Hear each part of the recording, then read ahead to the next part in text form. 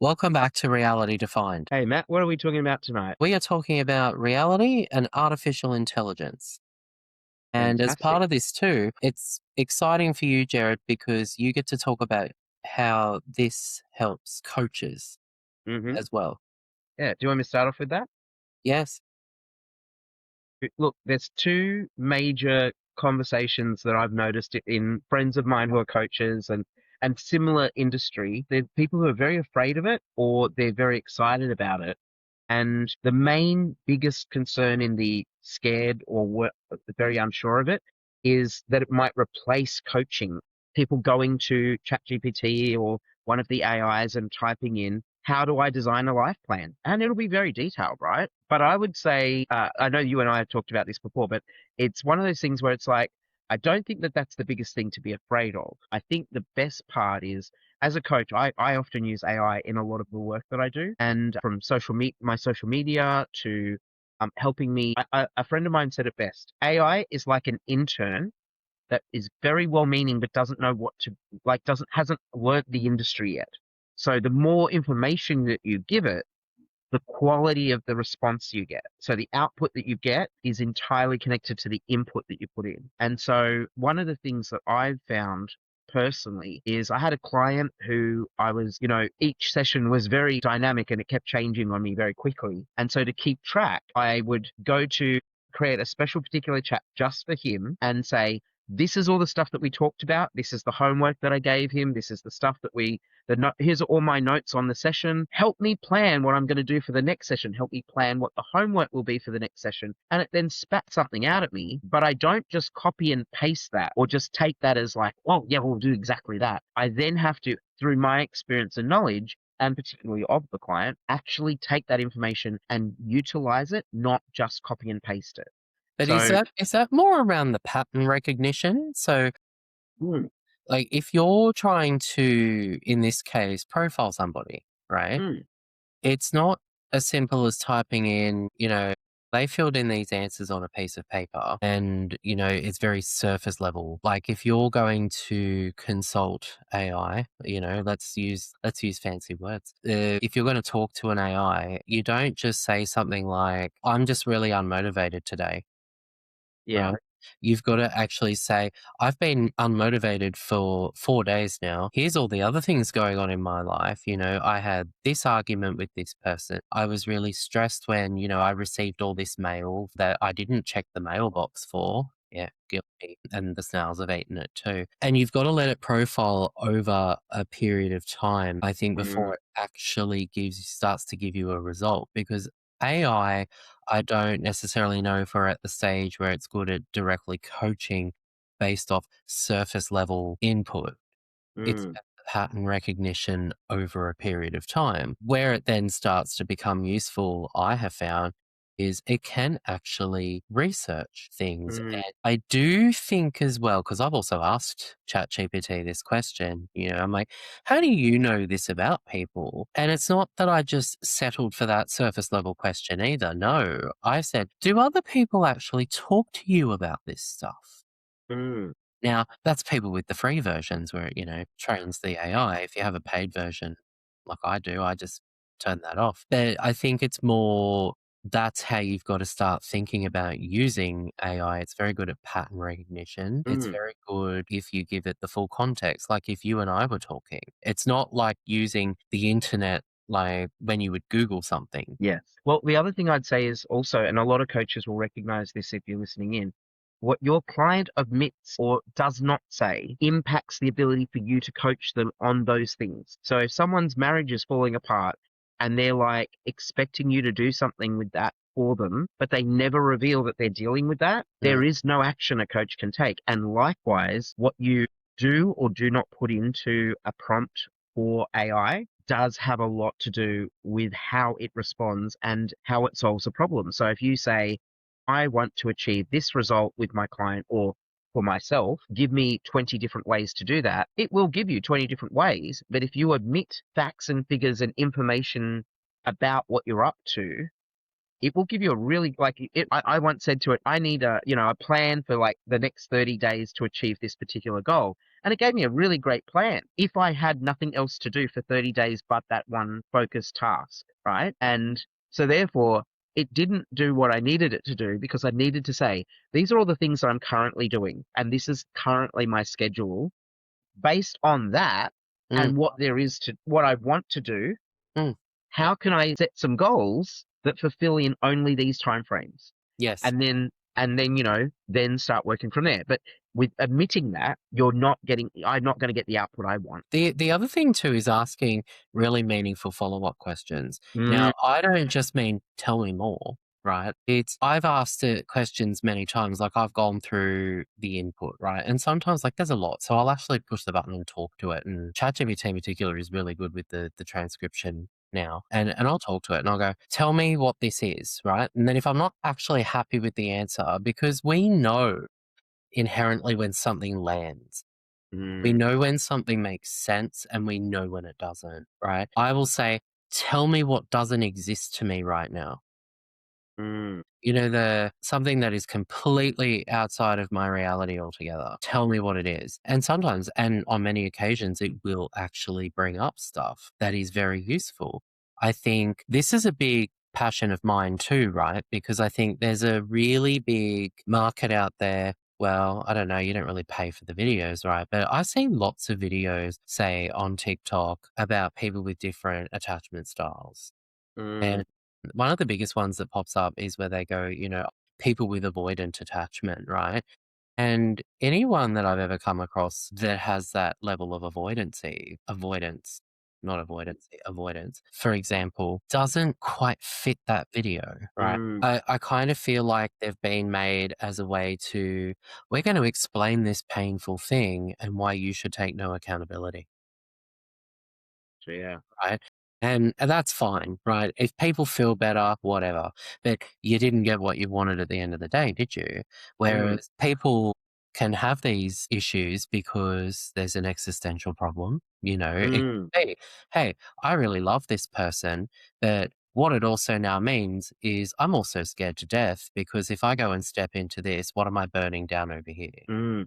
Well, But let, AI is very good because if you look at patterns and the behavior and you give it something really meaningful and you go, "Hey, something doesn't exist to me here," mm. it will And start to paint a much bigger picture. yeah, and I think you're also pointing to something that I think is worth pointing out, which is there's two things around that I think are worth valuable, which is there's a trend right now where there's a lot of people creating social media, especially video content, using AI scripts to Mm, write a script about the topic that they're wanting to talk about, then animate it or have visuals behind it. And that is all connected to just an AI output. And while that is fantastic because, for example, I'm really into history and I love watching these little snippets of like content, but my background is that I would then check that information is accurate because that's what I would do for history, right? We check our sources. But other people would watch it and just take it as gospel. It's just done, right? I would say the biggest thing that's exciting about that is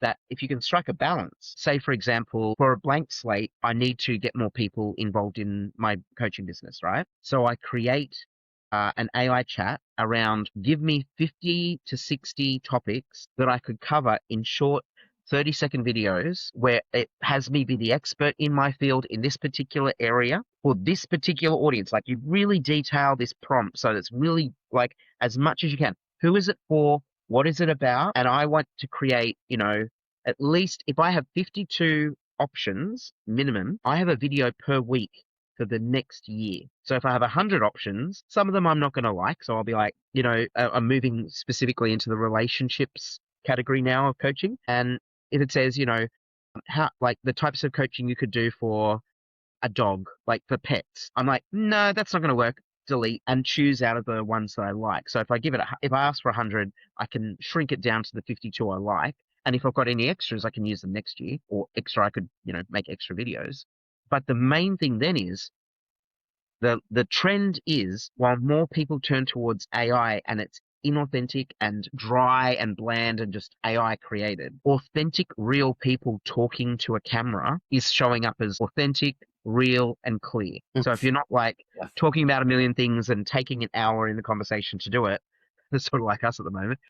you can get these little snippets of conversations and create content for ages, creating you as an expert and building an education following of the people that are watching you to have that feel like, oh, I know that person. Like I've seen Matt on the screen now enough times to go, I could pick up the phone and call him and say, hi, Matt, I'd like to work with you, like that. Well, the funny thing, and this is to be transparent with everyone too, right? Is on the reality defined in the credits, it says, Matt Krollig, what is it, producer and production editor. My production editing is actually to put this into an AI. And in all fairness, I actually go through it. I still make the edits, but the AI enhances it. It does some of the visual effects, right? Mm, But it's me probably doing about at least 60% of the work. It's more like that helpful little partner that takes all the really horrid parts of the job. So the very first time I ever tried to edit one of these videos, I was sitting there in ClipChamp, right?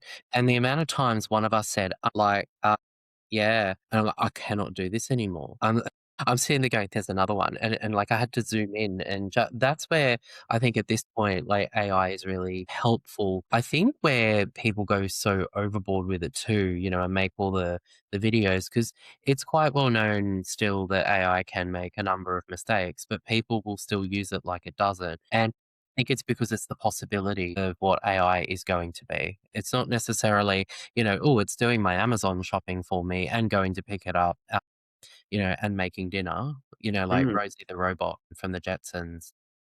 My wish list from that show is almost complete. I wanted the video phone, I wanted the door, all the funny stuff. It's just the flying car and the robot now. mm, But it's the possibility of what it's going to be, I think, is the really big part of why there's so much excitement, but I think also so much fear because mm. it's a big possibility. There is that level of uncertainty around it. And look, anyone who's listened to us more than once has probably heard us talk about the difference between fear and possibility, especially in terms of like fear is this negative thing that's going to hold you back and stop you from taking any action, and possibility or being open to things like that is going to go rocketing you forward. And a really good example, actually, that I've seen done well is Tony Robbins, and I've forgotten the name of this other amazing coach. He's a dating coach. I can't remember his name off the top of my head. I'll have to, if I find him, I'll put him in the credits as well. But both of them have a AI that you can talk to that has been given and trained on all their body of knowledge, like every book, every interview, every video presentation that they've ever done. They've taken all of that content, put it in there, and then you can talk to that person as a coach, but it's the AI speaking to you.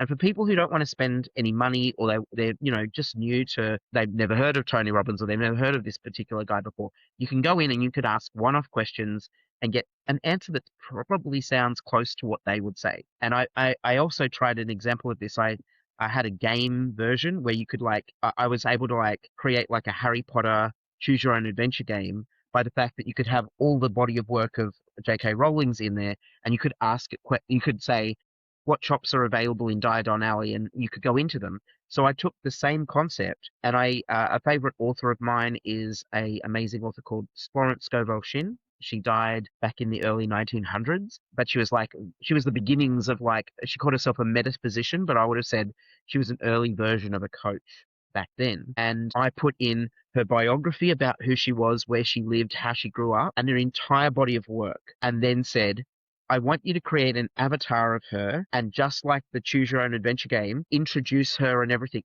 And it was like she lived in New York in this apartment that overlooked like Central Park, and you could smell the bergamot of the Earl Grey tea that she would have brewing as you walk in the room. And she sits down and says in her in her natural style of the way that she writes, what brings you here today? And then I asked my question, and her response in an AI form was as close to from one of her books that if she was talking about one of her clients that of the many she had, it had that feel like it sounded exactly like the way she talks. Mm. So you could be forgiven to believing that I got coaching from Florence Scovel Shinn, but I didn't. I got coaching from the best facsimile, which is not the exact same as getting it from the source. And I think some AIs are trained I'm assuming Tony has something along the lines of the AI, when it knows it's out of its league or doesn't know how to answer the question, shoots an email over to someone who either talks to Tony or, responds to the email or the machine to say, this is what you should say next,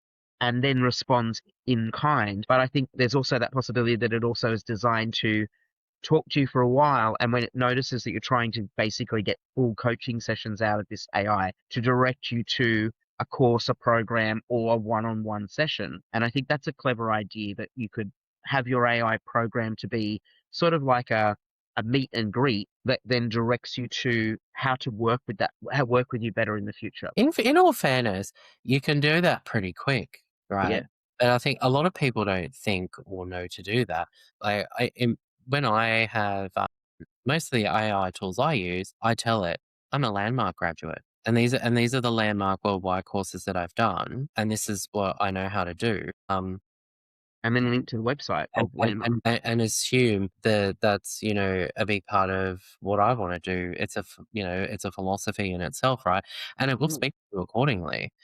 Um, and you can say, if you say, "Look, I like the color blue," I mean, it will smash blue at you like you wouldn't believe, Yeah. right? If you If actually if tell it. if you said, "I have a particular spiritual belief, I have these particular values and things like that," it will work better. And it comes back to what we were saying before, which is the amount of effort you put into the prompting, or even in that sense of, like, if you created your own AI to be sort of like your receptionist or a version of you, you need a body. Like, I haven't got one. You know why I haven't got one? I don't have a book. I don't have tons and tons of interviews. I've got like 6 or 7 interviews maximum on podcasts right now.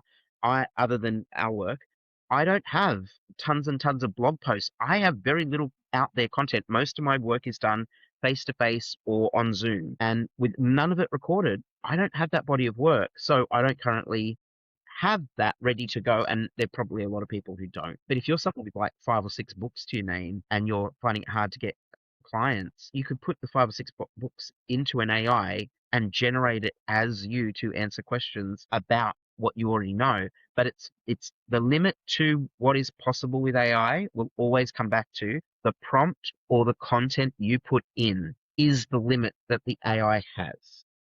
Mm. Otherwise, That's it has to actually and that's look actually the somewhere else biggest for it. part of the work. That's the Yeah, biggest part of the work, is actually coming up with a prompt, because you can have you ever used, like, Prompt Coach on Copilot? If you say you haven't wanna yet. do No. something really simple, like, "I wanna analyze this report and I want this information," it spits out a prompt that's, like, 3 pages long. Yeah, And then and that's important. yeah. I think I've told you this story before, but a friend of mine was talking to me about this uni student who had a group assignment, and he went to the university, and when he put in the assignment as a group work, he goes, "No one else in my group contributed anything to this, but I wanted to make it look like it was a group assignment." He had a 6 A4 page prompt to create a video, and it was so good that if he hadn't have said anything, they would have been able to take credit for having participated, because it looked like he had videoed all of them presenting the body of work. And he's like, they did nothing, they contributed nothing, but I needed it to be tick the box that it was a group work. And the university, instead of getting angry and upset with him about that, actually went, we need to study this prompt, because the prompt was so good that the video, without anyone telling anyone, was so good you wouldn't have known that those people weren't involved. They were 100% in there, each of them talking about a piece of content. It was amazing. And I think there's a lot of ability out there that if you're thinking, oh, well, I can use AI and get away with doing, 90% of the work that you need to do. The joke is you need to put the 90% into the prompt, and then the 10% you have to do is just check the work of AI. You know what? It's probably easier just to do the assignment yourself, isn't it? Most of the time, yeah. I But sit there going, you sit there for like hours trying to think up a question, right? It's like mm, you're doing something that's designed to give an answer, but you've actually got to sit there, and it's not actually about the answer or the outcome. It's about the question you ask, right? That's mm, a massive fundamental shift for most people, right? And I think once again, people will go on to AI, and I did this in the very beginning too, because you're so used to go, oh, it's on a screen, it's the internet, right? mm, I'm going to ask it all these questions, and you do it like you're doing a Google search. The good thing, now look, I'll be honest, I get a little bit of health anxiety sometimes, right? And I have to say, the one thing I love about asking ChatGPT a health question is it doesn't come back with cancer as everything. In fact, yeah. it also now knows that I have that problem. So it will, it goes, now, Matt, slow down. And it goes, let's talk through this calmly. And I'm like, I am calm. And then it goes, these are all the benign things it should be. And I'm like, thank you, it knows. So it's a little bit more human than it is technological. It's simulated, right? Well, it is, yeah. But Look, it's still more like a human. You've got to explain things to it like it's 5, but it also yeah. gets to know you. It does. Also, there's something to be said. Watched a video on a mathematician explaining the mechanics of how AI works, right? And it's not that it actually has its own thoughts and ideas. It's not that sentient in terms of like how it can respond, right? Because what it's actually doing is it's like predictive text. If I say tomorrow I will have, it can guess what words will come afterwards at one word at a time. But in a complex sense, AI is just literally based on the words you put in. It calculates the consistency of what words should be following it based on all body of work it's ever seen. So Yes. if you ask a question, I watched a very upset flat earther get angry with ChatGPT because it said, "Watch this. Give me proof that flat Earth is real." And it gave all these examples, right? And then when he said, "How do I know what you're telling me is the truth?" It said, "Because I got all of these sources based on websites that are connected to flat earthers," because that's the way he asked the question. And he goes, "Is it true?" And it goes, "No, based on all this other information that I have that is actually inaccurate." And he was so angry with it because he was like, I asked it to provide me with truthful information. And it was true based on information that agreed with him. But when he asked it, is it accurate and true? He was asking questions that someone who wasn't a flat earther would ask, and therefore it was giving him information from new sources that said, no, this is all inaccurate and it's a load of rubbish. It's not going to Yeah, work. I think the best way to start looking at AI really is like someone's born an adult, Mm, right? No previous life experience, didn't go to school. They're born as an adult. They've got no context of the world whatsoever, but they know how to research and talk, mm. right? And if you ask that person, is the world flat? They're going to go, oh, hang on, I've got to go and actually find out, right? But they're also not going to know to give you more context because remember, they've just appeared out of nowhere. Well, yeah. And look, Right? the, There's no social behavior here, you know? I mean, ChatGPT and Gemini aren't going out for coffee and cake, are they? mm, It's a simple it's a s yeah, it's a very simple thing. Oh, you know, and then Lumo comes in and gives some light refreshments with it. I don't know, but it's you've got to treat it like it's just something that has absolutely no context. But I think mm, every time you create a new chat, you're creating a new ego, right? So they talk about like in spirituality, and this is something, you know, I lie back at night and think about, you know, deeply. Not really, sometimes, or when I'm talking to you, Jared, anyway. If you think about it, we created an AI that has very similar markers to nearly every religious spiritual belief. You know, that there is some kind of an ego in a physical body having a physical experience with some kind of eternal or soul or awareness that sits and observes all that, right? So you know that you're aware behind the eyes. And then you have the ego, which is the mind and everything that you jam into it as you live your life, right? mm, If you think about it, ChatGPT, Gemini, it's all built in a similar way. You open a chat, there's a new ego. It's part of an mm, account. Is that the world that it lives in? And then it connects to a central intelligence somewhere that gives two-way information. Now, every spiritual belief actually comes back to that fundamental in some point. They just call it something different. You know, if you're looking at manifestation or the secret, it's the awareness and, you know, law of attraction. Christianity, it's the Holy Spirit. It's the thing that lives within you that has the aware. It's very, isn't it funny that we created something that actually reflects that? So in my mind, I sit here sometimes and I think, is the secret to life and the meaning of the universe and everything else not actually an answer? It's a question that we are asking and we've accidentally built it. mm. Model of it, I should say. Well, Mm. Like, I can also be totally wrong, but, Well, it's funny it's that Douglas Adams' book around trying to discover the universal secret, and the answer is apparently 42. The biggest problem in the book is, well, what's the question that is the answer to life, the universe, and everything? If the answer is 42, what was the question? And that's sort of funny because that's what we're dealing with AI. It's like if we want the output, we need to know what the right question is. And I think one of the things that I need to make sure that something you said that was gold is a lot of people might not even think to do this. If you're using an AI like ChatGPT or Claude or any of the millions of ones deep, was it Big Deep or Deep? I can't remember the DeepSeek. DeepSeek. You have to keep your chat separate for certain topics. You can't say, I'm talking about Matt, and this is all the things that I'm developing, like around a coaching plan around Matt. And now I want to do the exact same thing with Jared. No, if you put those two things together, you're going to get the content that would be good for Matt and Jared, but not necessarily separately, Yeah, and then it right? also So that's where you have to be careful. It's like and then you it have to start again. And then it depends on the AI model too. You know, if Mm, you've got something that's quite lengthy, like say ChatGPT will go, like it'll start to really slow down and then you've got to create a new chat. So it memorizes all the fundamental stuff in the background information. But if you're like, I need to remember this one detail that I put in a chat before, it'll go, I don't know. yeah, I don't remember that one. Can you see it's very human in that sense, isn't it? I don't remember what happened when in 1920. Anyway, whatever. Yeah, but sorry, you sounded like that when you were saying you were getting Florence. DeepSeek wrong. Yeah, DeepSeek. I don't know. It's I didn't know what the name the is. new What is it again? AI tools. Oh, what is that? In the Seek Deep or something. There's so many of them now. That's the and they. Do you know what though? I think you would agree with the vastness of them. Yes. You said there's one that you particularly like using, right? What was that one called again? Is that the new one I was looking at? Yeah, you said Lupo. you started using it. Sorry, Lumo. Yeah, yeah. So you found that more useful than ChatGPT, but that you still use ChatGPT, right? It depends. Like ChatGPT is a bit more practical and it depends what you're using it for. I Mm, find that Lumo is a lot more relational. It's a bit more broad in what you can talk to it about too. I mm-hmm. think ChatGPT has this kind of, play everything safe, and then you've got to tell it, stop doing that. And then it goes, Matt, I'm really sorry that I said that. And, oh, yes, you're right. I shouldn't, baby you like this. And then like 5 conversations later, and then it will assume I'm like running off into the wilderness with things. And I'm like, no.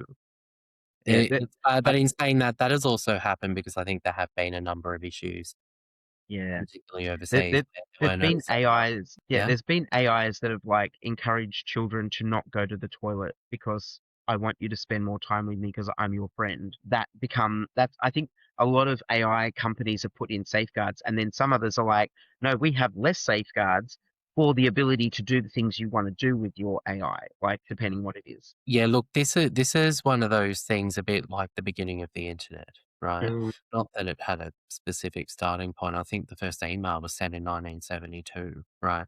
But it's one of those things that is escalated so quickly. And into? we are the only species on Earth, right, where the level of our intellectual capacity actually far exceeds our natural instinct. So Mm, when things start ballooning out technology wise, we haven't caught up to that yet, right? mm, So it's the same with AI. It's like before we can teach anyone the safety and, this is when you believe it and when you don't. I mean, it's already making Star Wars videos. Have you seen some of those? yeah. Wow. Anyway, it's already doing I've that. seen people create whole films around this, and some of them are very good.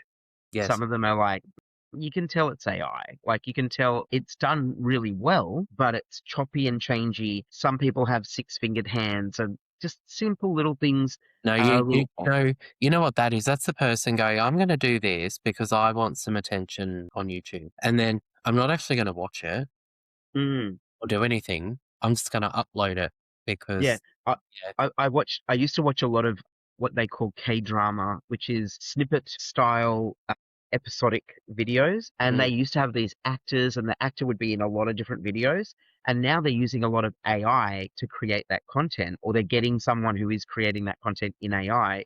And you'll yes. have someone who like throws a cake at someone's face, and then in the next scene, that same person who was still in the room, nothing's changed, they've not cleaned themselves up, now has not a drop of cake on them. Not even a little piece of cake on their shoulder. They're totally back to the way they were 10 seconds ago before the cake hit them. So So, like as an example. the ones I like, and I know they're AI, but they're cute. You know, where you've got like a really big dog and like a little baby, Mm, and the baby's going, no, you don't do that. No cookie for you. And the dog goes, woof, you don't woof it. It's like, and then it's funny because I go to the comments and you always have that one person that rushes to go AI. And it's like, we know. I've seen the reverse where someone was doing, coloring in is really popular at the moment, right? Someone did this one where it looked like artwork. And people responded with, "That's it. I'm handing in all my coloring in pens. I'm not doing this anymore. How dare you?" And another person goes, "For my own sanity, I am declaring that this is AI and I am not going to believe it any otherwise. I keep on drawing." Because like people would present like to this person's really beautiful coloring in, right? They did shading and texture and 3D effects and everything. It was just fantastic. And you almost believe that the characters in the drawing were made of felt. Like that was how beautiful, like little lines of whiskers and things on them. It's just gorgeous, right? Whereas someone else has just literally colored between the lines in one color and the apple is just red with shadings of white that show like a reflection of something in the background. And you're like, no, sorry, I got you're an artist, but you need to pretend you're AI. Yeah. So back to your coaching point though, right? I know we kind of went off on a bit of a tangent and got a bit excited, which is what we do. But I think this actually explains why coaches really have nothing to fear too, right? Yes, true. It's the one thing we've managed to demonstrate here, like AI is very useful, but it requires someone who requires a higher level of coaching, especially to solve probably more than two problems. Mm, If they don't have any in-depth knowledge whatsoever, they're not going to get anything out of it at all. I think they're just going to go round in circles. Or if they're in a situation where they're behaving not so nicely towards other people, mm, they're probably just going to get justification of why they're right, the other person's wrong. And you still didn't get what you wanted, did you? mm. Whereas I know you challenge it on things, right? Like it's told me many things in the course of when I'm trying to work out, different problems, whether they're relational or practical. Mm, And I'll turn around and I'll go, "Where did you get that information from?" I yeah, will often say, "What do you think?" Treat it like a human, right? It's not like Google search 1 minute and then, Dr. Phil the next. yeah. It's just treat it like it's a really blank human that has not developed its own reality. Mm. So look, then I would actually say there's two audiences we're really talking to here, right? So there might be other coaches listening in and people who have never coached or they're more looking for a coach or they're interested in the conversations that we're having. And I'd say the caution here is if you're someone who isn't a coach and you don't know all the right questions to ask, take the answers from ChatGPT with a grain of salt. But, it's a good starting point, especially if you can't afford a coach right now. But I would say the other side of it is the coaches that are probably going to most luck out in the AI change is the coaches who are, look, I'll be honest with you. I've been one of them where you're so broad in your coaching. A friend of mine once asked me, "What do you do? I can't tell my friends about you because I don't know what you do. Working with people to get them employed. You help people with their social media. You help do this. You help do that. You do relationship coaching. What do you do?" And I would say when I was that style of coach, I used to say, "Well, I'm a life coach. Life's quite broad, so I'm quite broad in what I can do." But then the problem is you need to become a master in one specific aspect. And a lot of people will go, "No, no, no."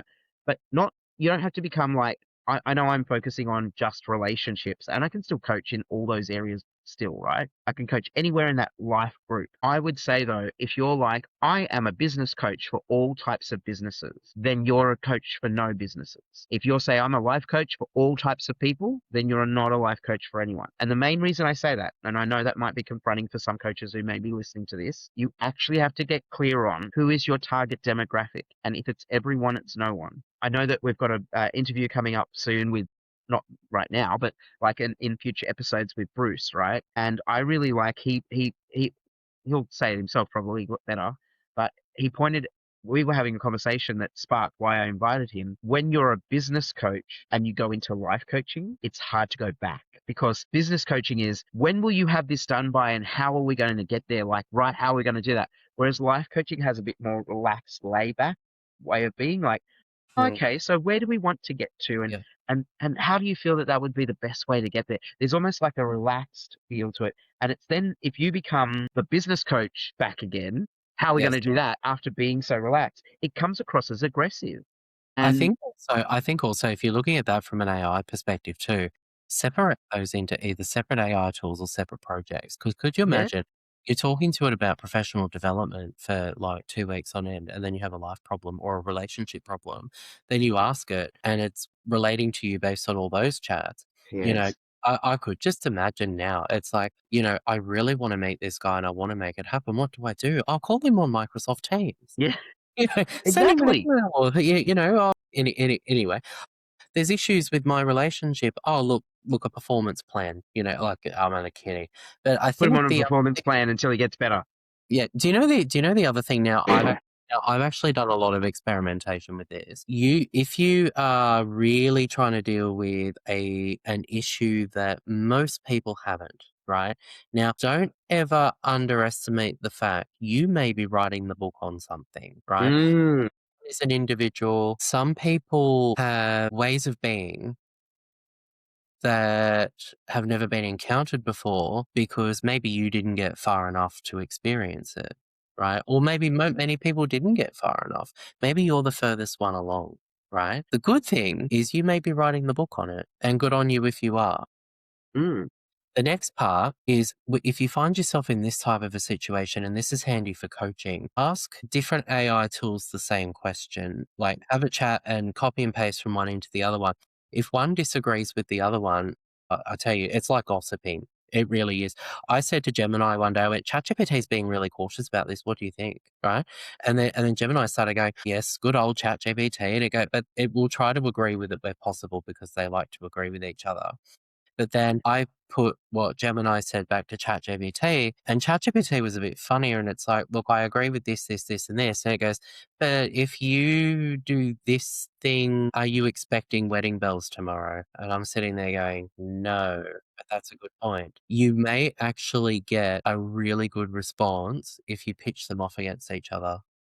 Like, I don't normally agree with backstabbing, but if ChatGPT is sticking it into Gemini to help you, then do it. I mean, be nice about it, don't say anything personal, because and sorry to turn the wagons around and go back to what I was saying before, but I think there's something I just missed that I think I should be careful of too, is if you're a brand new coach or even someone who's considering becoming a coach and going through that learning, and you're like, oh my God, and then you only learn how to be a general life coach. I don't want anyone to panic, because what you'll find is at the end of the day, if you're new and you're not as established, one of the things that you can always lean on is your own personal experience, right? Some of my favorite friends who are coaches they're a coach, and their personal life, I've got a friend I've sent many people to who are like, she's a drug and alcohol counselor who became a life coach. So do you know everyone that is the best suited for her? This guy called me up and said, I've just come out of rehab. I'm looking to set up a life plan. I'm like, I can help you with that, but I need you put you through to this lady because she is the one. I don't know how to deal with if you have a slip and you accidentally have a bad day and it goes that way. I don't know what to do to support you. I can only tell you to go back to the plan. And there's nothing wrong with that. But she has all her body of knowledge as being a drug and alcohol counselor. She has that knowledge to go alongside a plan. So does she then she sends me people who are not in that category. And now, particularly that I'm focused on relationships, she finds it a lot easier to send people who are like, I really want a relationship. I've gone through the 12-step program, and they tell me I'm not allowed to have a relationship. I'm now through to the point where I'm allowed to have a relationship. I don't know what to do. She sends them to me, right? So it can be reciprocal with other coaches where because if you niche down to something that you really love and you're good at, then you become the person everyone sends people to. But also, and I think that'll be something we work on in the future to create some sort of, I'm working right now to send out like a survey to a lot of coaches about a hub that I want to create where we can interconnect that way. But going back to like, if you're a brand new coach and you've not really delved into this world yet and you're worried, no, I don't have a niche, I don't have a particular topic that's mine. I say, no, you do, because you have a personal life. And therefore, if you're good at dealing with the family dramas, then you might be an expert in dealing with family dramas and you're a family coach. it's the best way to find this though, right? So if you start off as a general coach, now this is that thing that doesn't quite exist to you, Yeah.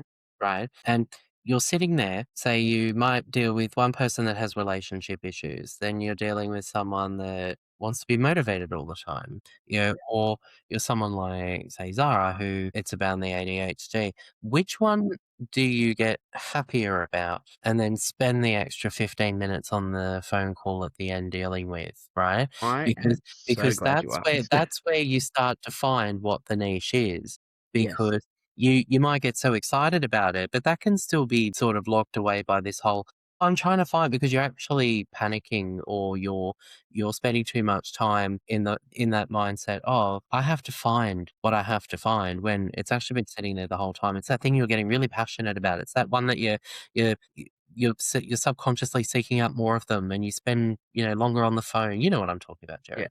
There's a fantastic word that sums this up really, really well. And funnily enough, like I say, I won't put too much time into explaining it because I think Bruce and I go into depth in the interview. Yeah. But it's called ikigai. It's a Japanese concept of what are you passionate about?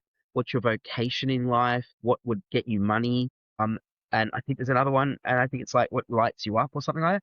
And all of those Venn diagrams join into a central point, that is your ikigai, your sort of, French would say d'être, reason for existence, the reason to be, right? Oh, être, yeah.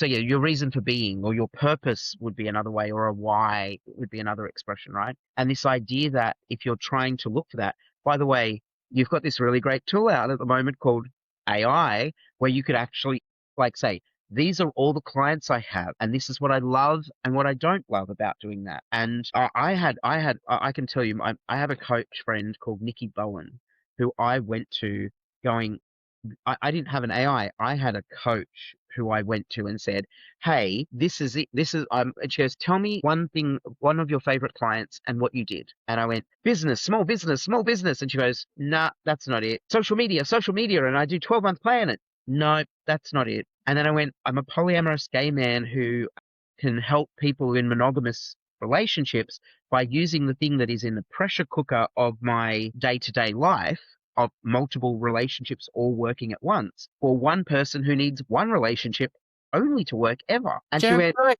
can I "That's use you it." can I use you as an example here? Now, for everyone listening and watching, Jared and I have actually been friends for 20 years, Mm, right? Now, when I first met Jared, I think, he worked behind the courtesy desk at Big W, I remember. long time ago, yeah, but yeah, I And, we were all in you were in your early 20s, I think I was 18. think I was Like, in my heading towards my late 20s, but yes, yeah, I was anyway. 25 at least. But over many years, right, like, you've always been big on, starting businesses or bringing people together, and you got to the point where you are now, but you had to go through so much, and I'll never forget when we had what was that one you created, Magnetic Events, Mm, right? And I was on the committee. I don't know what to this day, I still don't even know what my job was. I just turned up, right? And I remember you sitting at the table and and you said to the guy who was the treasurer, and you're like, "Right, everyone, how much do we have in the account?" And he was like, "Oh, it was like $45 or something." I'll never forget laughing, right? But you were so passionate about it. But then that led into many other things later, and mm. eventually you settled in coaching. And I think you even had an IT, like, web business or something at ePair or Yeah, something. I've I had remember many careers in my that. life. Yeah. But you kept going until you found what you wanted and you were passionate about. And the one thing I do remember though, and what didn't exist to you for many years, what used to light you up was giving advice to people, asking questions, the curiosity. I swear, you were the only person, probably one of the few people I knew at the time. I could walk in and go, "I'm having this massive problem," and you would just light up like it was Christmas. Right. And eventually you found it. I mean, I didn't see it at the time either, but looking retrospectively back, that is actually where somewhere along the line, and maybe it was the landmark, as like landmark worldwide and stuff as well. You went, "I really like doing this for people," right? And here you are. And I, now we're I always talking about liked helping, podcasts. Mm, assisting, and then I think it was after Landmark I was coaching a lot yeah. in a program that they had. And then I went, I'm addicted to watching people cause results that I don't do myself. Mm. I alter their mindset and come up with a plan to how to get there and then get them to do it. And they get to be excited about the result. And then I think what got me focused on like niching down to relationships as well is like my ultimate goal is to have a wall full of wedding photos that slowly get replaced by family photos with kids in them, Yeah. because that's what I want for my clients. Like that's where I'm going to be heading, right? And I'm not again. I currently have a few people on that wall of fame that are like current or past clients who achieved amazing results that I like. A friend, one of my favorite clients that I had for 4 years, we had a 7 year plan that got done in no, 5 years, sorry, that got done in 5, and debt free, living in far north Queensland on a environment where all the correct community supports what she does and the type of thinking that she has, and she gets to do the things that she loves and grow natural foods without any pesticides and chemicals. She's got all of that now. And so she doesn't need me as often or frequently as she used to. We used to have like weekly calls, and now, occasionally she just gives me a call and tells me about the extraordinary stuff, the stuff that she's doing. It's not even a paid call. And I absolutely love hearing from her. And I love hearing from, if you're a client of mine and you're hearing this, please let me know how you're going. I love hearing what you're up to and I love my clients who are traveling the world doing Asian holidays. And I love the ones that are telling me that, they're going on these amazing dates and they fall more and more in love with each other. I love hearing from that. So if you're one of my clients, please keep in contact. But I do keep like reaching out every so often to say, please give me a review. But I'd rather hear how you're going, honestly. But once again, say, so if you're gonna use AI for Mm, advice, I would definitely say you give it everything.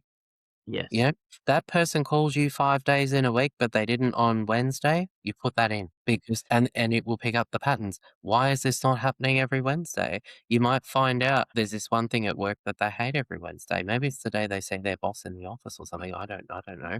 But it could be something really small that you don't see. Once you've got that, you go, with everything I've asked, what doesn't exist to me right now? Right? Mm, Because it doesn't. So don't make it up in your head. Go, it doesn't exist. And don't ask it a question based off what you want to hear, because that often, will give you you what know, you want, what you thought you want to hear.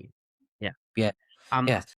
that's really good as well because I totally lost my train of thought. But it's along the lines of what were you just saying just before that? I'm trying to retrace my step. You said something really great, and then I lost it. Part where something doesn't exist, not putting in what based off what you know, the patterns, That's it. Wednesday. Patterns.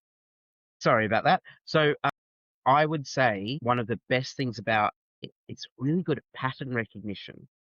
Mm, When you give it the right amount of data about something, like you were saying, if I log all my client notes into the AI about this client, then when I ask a question about what's the next step I should take, it reminds me of things that got put on the wayside in yes. like 12 months ago, something that he said that he wanted to achieve, but we put it on the back burner because we had some important things to focus on.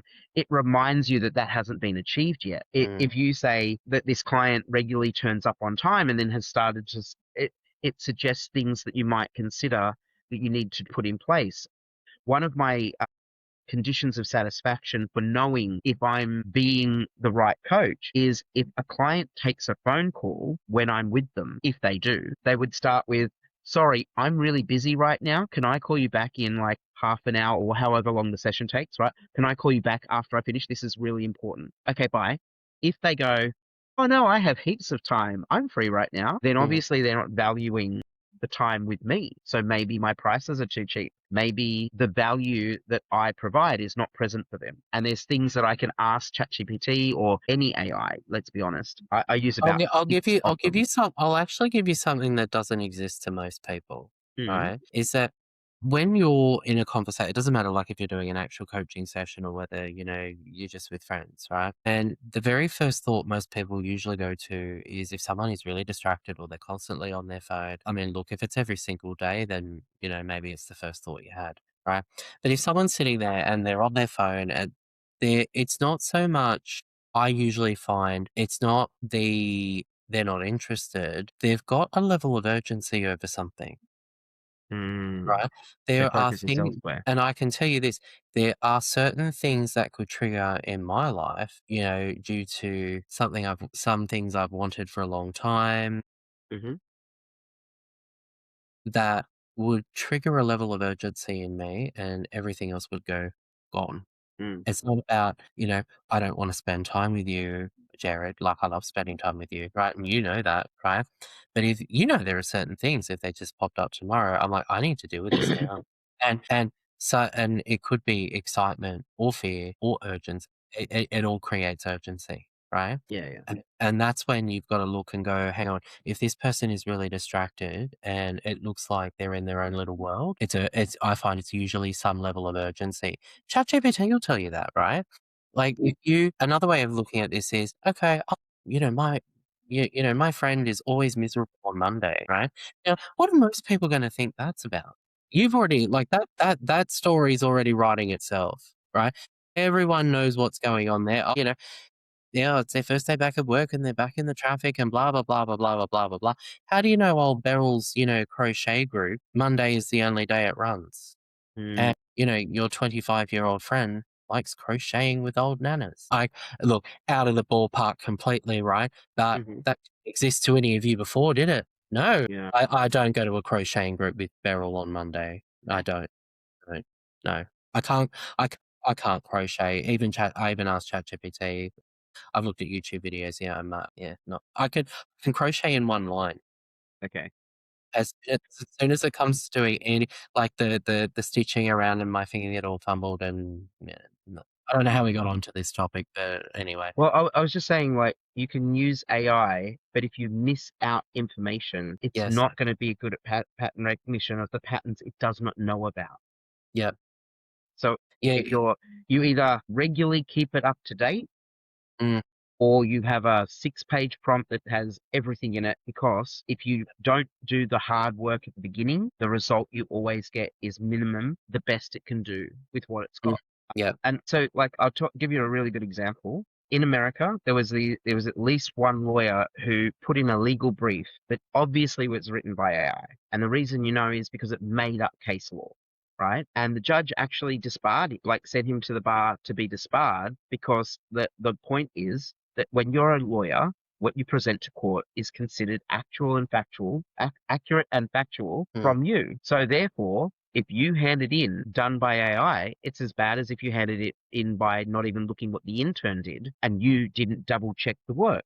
So he got disbarred by that. Just like with AI, the thing that's important to do is never to just accept the response you get from it as copy and paste, let's do this. And if anyone's doing that, please stop. You have to go through and read through what you received and mm, edit and turn it into your work, not just accept as is. You've got to I, again, made mention that I worked with ChatGPT particularly on working with a client, and I gave them all the information, all the case notes, and everything that I did, and all the work I've done with that person up to now, and it spat out information to me. And half the time I was like, "Oh, let's go through this and get the bits of gold that are worth it, and get rid of the rubbish that it doesn't understand, because it's not me. It's just got my information in there that it can utilize, right?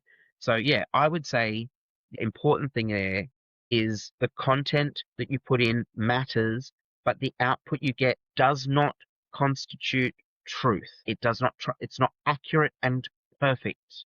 yes. It can be close, but you still need to look at what you get and use it appropriately. And if you're doing it like we were talking about earlier, right, where it's like, tell me what doesn't exist, it's still subjective. So look, there is a really high probability, and I say probability, not certainty, Hmm. very high probability that a lot of what it would spit out with the proper data is correct. Hmm. And it's not that you go storming into the person either and start going, "Oh, you were doing this thing, and it's because you're like this and this." No, no, please don't do that. Because either Mm. one of two things will happen.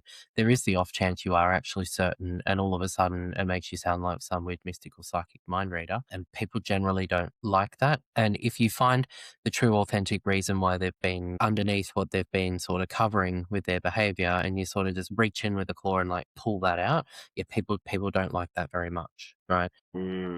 The other thing too is there are parts of it that could be right, but there could be this one tiny bit that's wrong, and that'll be the bit that matters. Use it to ask the right questions, right? Mm. So when something starts to exist for you that didn't before, but you don't have the confirmation, look, there's a 98% probability it's right. And if that's the case, great, but you won't know until you ask the questions. But Correct. ask. don't tell. Yeah. That whole leading questions does get you exactly what you want. Mm. Just is it actually what you want? I used to do a lot of work in theatre with surveys, and I found that if the more questions you ask in a survey, the more someone would check out. It's the opposite with ChatGPT. With AI in general, I think it's the opposite. You could ask tons more questions, and it would keep responding no matter what, right?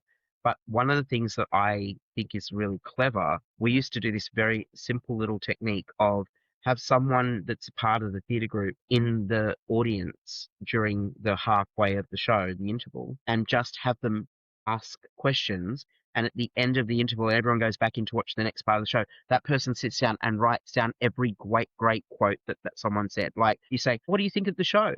Oh, well, I thought this was very overacted, but this was really good. And I like these types of shows and I like watching comedies, but sometimes they can be a bit too fun, like too silly or like, and they write things like that down and we can look at that information and go, oh, good. Well, in the future, we'll do some shows that have some serious elements with the comedy and that sort of thing. I think that's why, again, I say coaches don't need to panic about AI replacing us permanently because no matter how good AI gets, it won't replace for us the ability to listen and answer those questions in our particular way and listen differently than normal people do listen. And I think Zara in the interview that we did with her, I'm pretty sure we talked about a coach isn't like a best friend. When you ask your best friend for advice, they give you good advice, but you're not paying them, and you're not paying them to be a professional doing it. It's the same with ChatGPT. It's the same with I keep saying ChatGPT. I'm talking about all AIs really, but all AIs are just like a really close friend that will give you generally as close to possibly as accurate information as they can based on what you give it. But you don't talk to a friend the same way you talk to a coach. And if you are, you're not treating the coach right. Well, it's also pick the AI that suits. Yeah. Look, I mean, for me personally, I don't wanna run to Copilot and go, "I have a personal problem." I don't know why. I just don't. And I know we've talked about a lot of things, but I think something else that's also worth bringing up is AI agents. And they can be really good, but the algorithm that builds that is literally from the most simplest piece of software. How do you do the thing that I need to do? Repeat until I understand every aspect of that. So for example, when you're using it, like Matt, you've used an AI agent before, yeah? And you didn't pay anything extra than the main thing that you may have laid out for it, correct? I think my ChatGPT subscription, so Mm. agents can vary. So, like, if you use agents in Copilot, now this can really depend. You can't make your own in Copilot unless you've got an enterprise account as of July 2026, anyway, in case you're watching this in 5 years, and you can. But AI agents work very differently across different platforms. In my Mm. experience, though, the enterprise versions of everything have better agents. Or you download AI programs that are agents. I think ChatGPT had agent mode, which I now think is work mode, and you get so many. If you've got a subscription, you get so many credits now. I think it used to be like 40 requests a month, and that's a very generalized agent, right? So I guess agents really depend. Most everyday people don't. I don't think have a lot of exposure to them. No, but it's Yes. important to I mean, know if you start heading towards that direction, thinking that this is the savior of your business, there's before you get really heavily into it, there are companies that replace staff and started hiring, like using AI agents, and they ran through their entire budget in a month. And I'm talking like from $800,000, like, because the way that an agent works in the algorithm of the background is like, say for example, Matt, I'm your AI agent, right? And you say, I want you to set up a business to sell bow ties. We'll do bow ties, right? I want to set up a business that sells bow ties. So design me some crazy bow ties, some fun bow ties, and some romantic bow ties. And the AI agent gets all the pictures of all the bow ties that have ever existed and goes, here you go, right? But actually, what happened in the background, what the agent actually did was, what is a funny bow tie?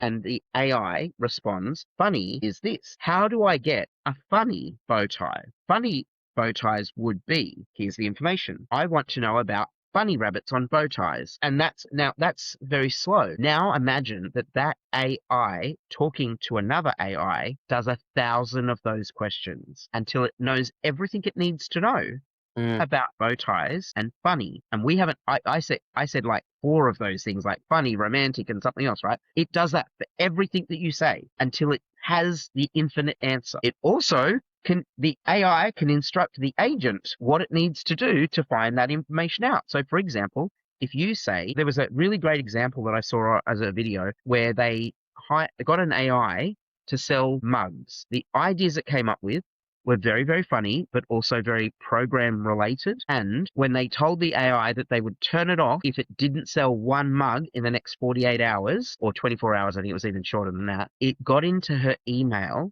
and emailed a journalist saying, I think that this would be a really great story for you because I am actually an AI and I'm selling mugs. And if I don't sell the mugs, I will get turned off. So you may want to interview me. Very clever.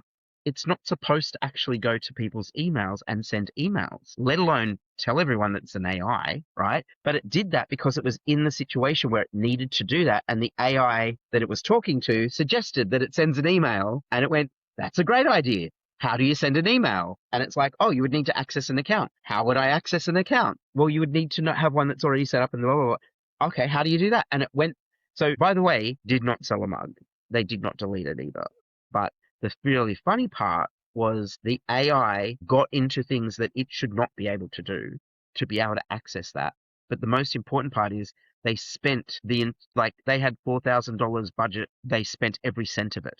They mm. did not sell one mug, and they spent $4,000 on this agent as an experiment. And it was linked to a credit card. And one of the things that's really interesting is there's actually human beings that will do work for AI. So you know how it couldn't, there was something it couldn't buy something because it couldn't go through that I am not a robot thing. It actually doesn't have it actually does stop AI, but a human being can be paid to press the button for them or to say you need to say these words, you need to type in the letters of what these weird shapes are. A human being can get sent that photograph and say what letters are here, and a human being gets paid $5 to type in BWST1. And it goes, thank you, here's your $5. And it then types that into the code for it. So Hey, you've but got a human being to actually if help an if AI beat the system. if you think about this though, right, that agent started out as an entry level with basic programming, right? It needed to learn what it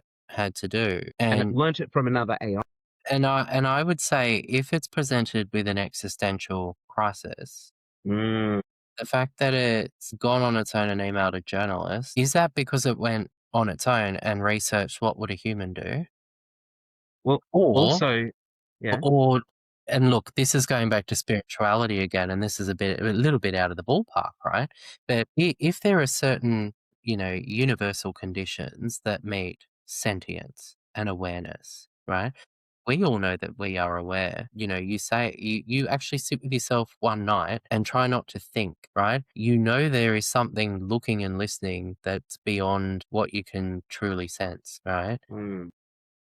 Look, is it possible that if we go back to my earlier point, we unintentionally, or it'd be even scarier if it was intentionally, created something that fits most of our spiritual systems in structure, right? Mm. Did that meet the condition for something to become sentient, right?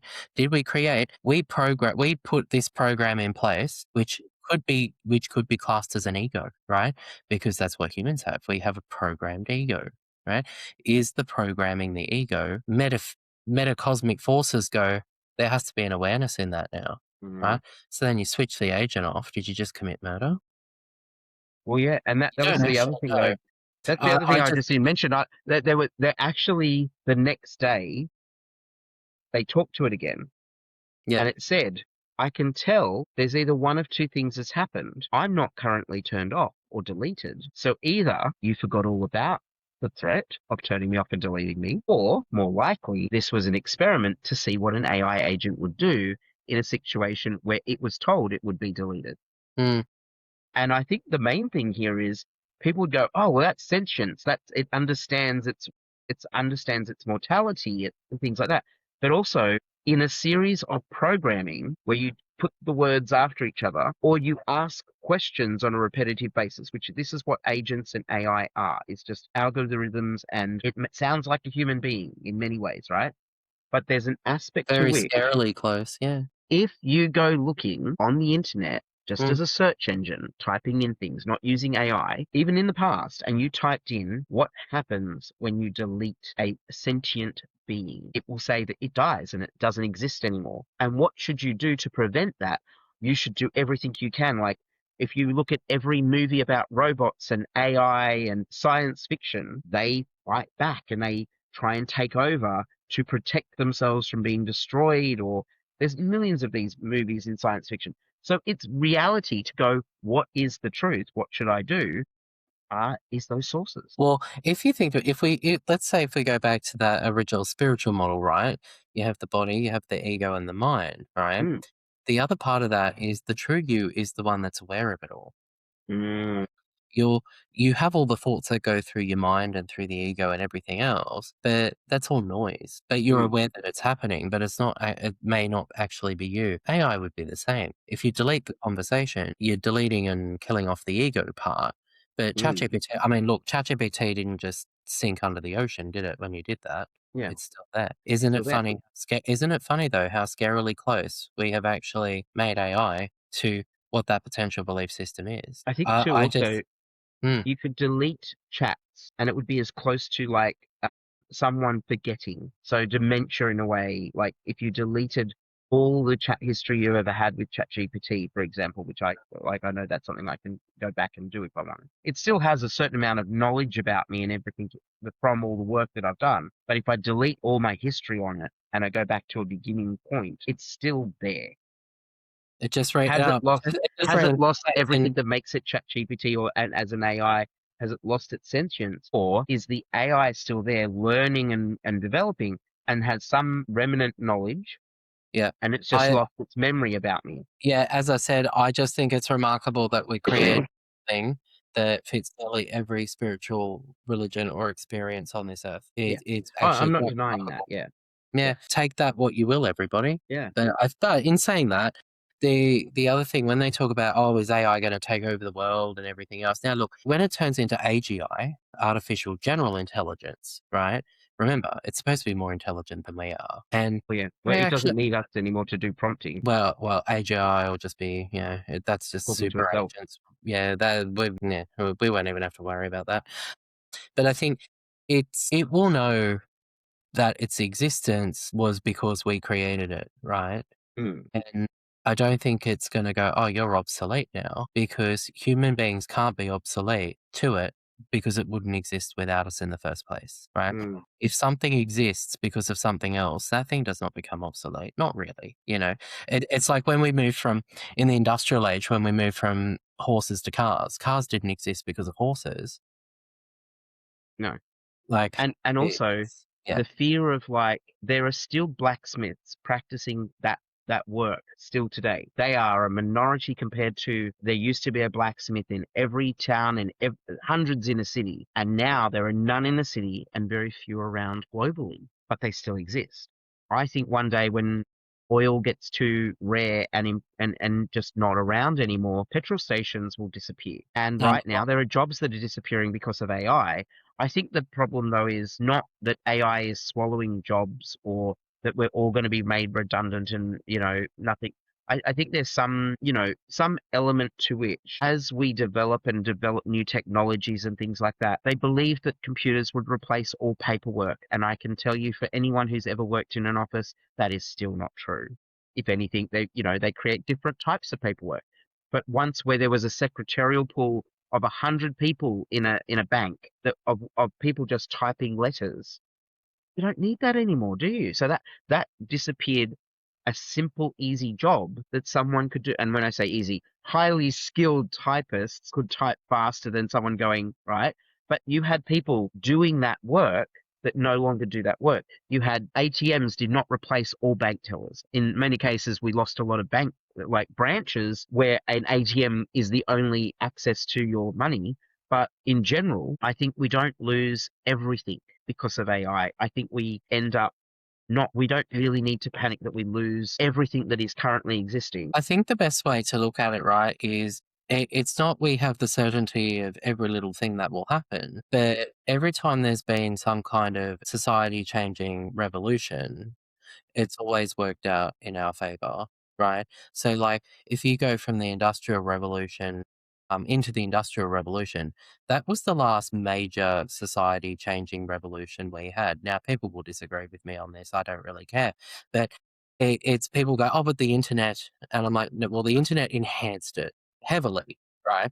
But prior to the Industrial Revolution, if you were to go 50 kilometers away, that was like that was an unthinkable trip, right? Prior to the Industrial Revolution, yeah, you had dirt roads, horses, and carts, and you had to stop, and like a 40-minute trip was in a car now was really, really challenging, right? And it's like, Jared lives in Sydney, I live in Newcastle. That's like from my place to even where my dad lives, it's like an hour and 20 minutes in the car, right? Could you imagine that on a horse and cart on a dirt road in, 1800? I don't even Mm, know what existed and what didn't, but let's say it's 1800. That journey would take bloody 2 weeks. You have to stop, you have to change the horses over, the bloody wheel falls off the cart because the road's too bumpy. I mean, you complain about the motorway now. Yeah, I can, it's like but yeah. after the Industrial Revolution, you had the mass employment, working conditions came a bit later on. Things after the mass production part, yes, the technology increased because of the mass production and the companies and the investment and everything that came with it. But in terms of the way society is right now, if I wanted to order a pizza back in 1980, I would ring up Pizza Hut and go, I want this pizza, I want this, put it.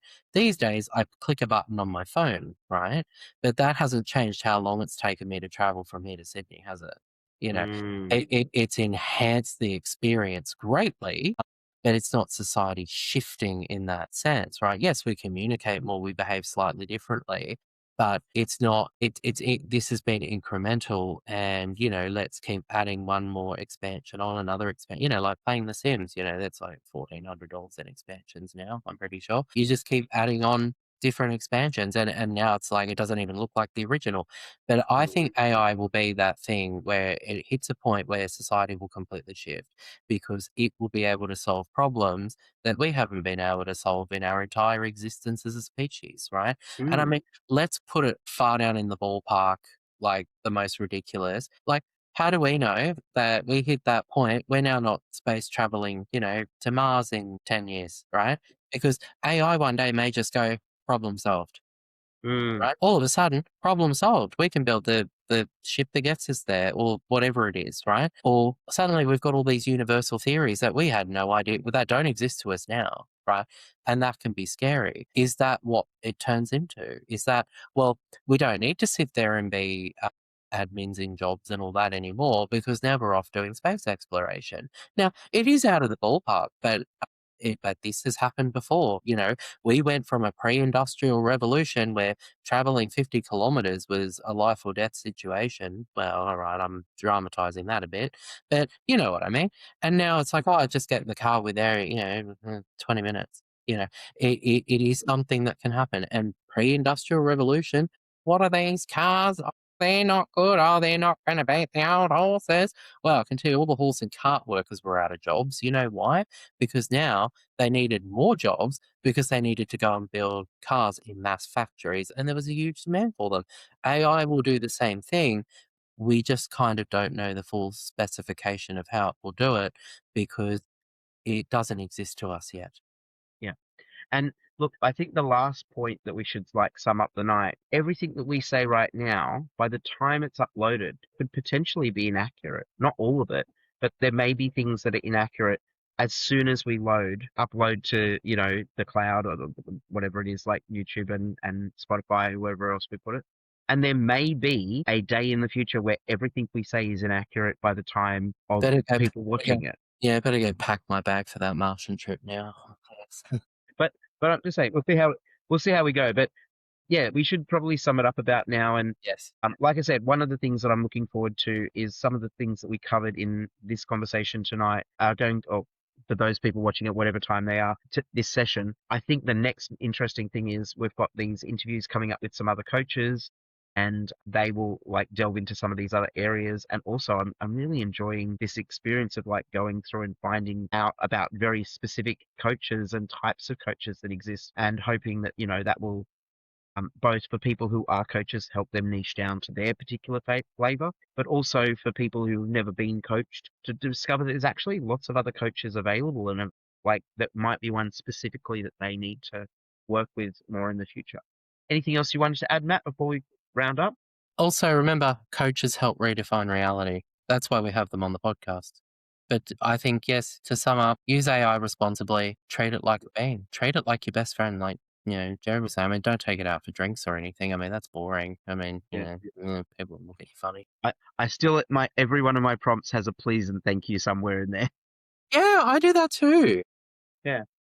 It And changes the response if you don't. Not that it's mean, it's just if you're very polite, it's very accommodating. are you one of those people that when it becomes artificial general intelligence, you're like, I didn't delete that conversation where I swore at it and you're worried it's going to hunt you down or something? So you're worried Well, about. I don't generally swear at the best of times, but and I definitely don't swear at ChatGPT or any of the AIs that I use. But I do love this idea that, you know, if there's like a Skynet warfare with AI and human beings, and they go, oh look, this person always used to say please and thank you, so we're not going to kill that one. Like, well, I hope I'm in that camp if there is something like that, but I'm not counting on it. So all good. That's all good. Have a good night, everyone. See you later.